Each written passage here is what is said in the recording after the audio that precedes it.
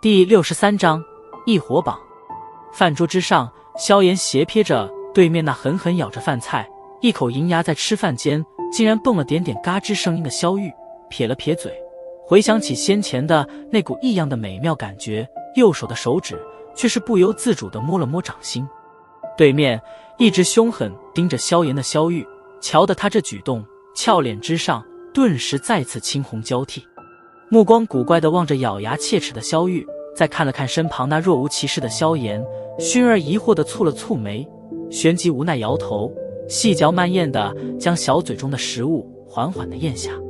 目光跳过萧玉，停在他旁边的萧宁身上，此时这家伙正满脸的喜悦，嘴巴的弧度几乎已经扩展到了半个脸长，手指轻弹了弹桌边。萧炎在心头幸灾乐祸的道：这家伙应该已经拿到筑基灵液了吧？可他似乎并